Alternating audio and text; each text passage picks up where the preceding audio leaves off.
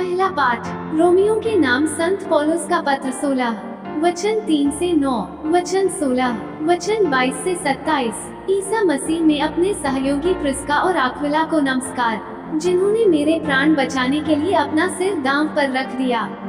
मैं ही नहीं बल्कि गैर यहूदियों की सब कलीसियाएं उनका आभार मानती हैं। उनके घर में एकत्र होने वाली कलीसिया को नमस्कार। एशिया में मसीह के प्रथम शिष्य अपने प्रिय एपेनेतुस को नमस्कार, और मरियम को भी, जिसने आप लोगों के लिए इतना कठिन परिश्रम किया।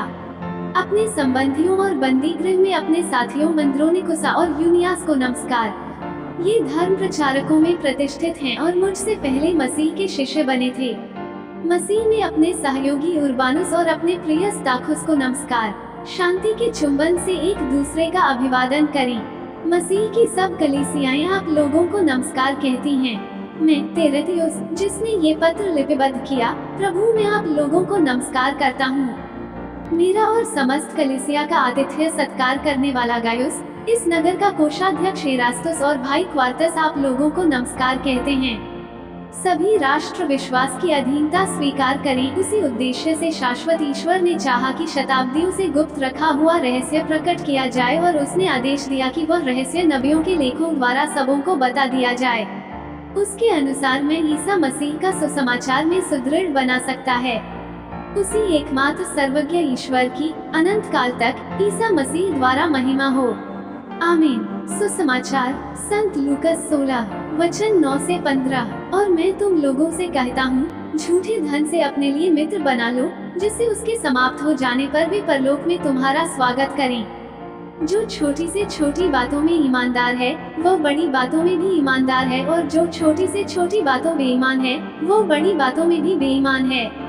यदि तुम झूठे धन में ईमानदार नहीं ठहरे, तो तुम्हें सच्चा धन कौन सौंपेगा? और यदि तुम पराये धन में ईमानदार नहीं ठहरे, तो तुम्हें तुम्हारा अपना धन कौन देगा? कोई भी सेवक दो स्वामियों की सेवा नहीं कर सकता, क्योंकि वह या तो एक से बैर और दूसरे से प्रेम करेगा, या एक का आदर और दूसरे का तिरस्कार करेगा। तुम ईश्वर और धन दोनों की सेवा नहीं कर सकते। फरीसी, जो लोभी थे, ये बातें सुनकर ईसा की हंसी उड़ाते थे। इस पर ईसा ने उनसे कहा, तुम लोग मनुष्यों के सामने तो धर्मी होने का ढोंग रचते हो, परंतु ईश्वर तुम्हारा हृदय जानता है। जो बात मनुष्यों की दृष्टि में महत्व रखती है, वो ईश्वर की दृष्टि में घृणित है। मनन चिंतन। बेईमानी की संपत्ति जैसे पैसा, संपत्ति, धन, दौलत, शक्ति और इस तरह की अन्य चीजें अस्थायी और नकली हैं। इस बेईमान संपत्ति को रखना और उसे संभालना दोनों ही खतरनाक है। सच्चा धन स्वयं प्रभु यीशु हैं। आइए हम प्रयास करें, उसकी तलाश करें, उसके बारे में अधिक जानें, उसके साथ व्यक्तिगत संबंध रखें और उसके बारे में अपने ज्ञान को दूसरों के साथ साझा करें।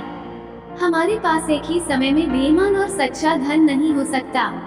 हमें वह चुनना होगा जो हम चाहते हैं और जिसे हम प्राथमिकता देते हैं। हमें अपने जीवन में गंभीरता से इन दोनों धनों में चयन करना है कि मैं किसे चुनूं। आमीन।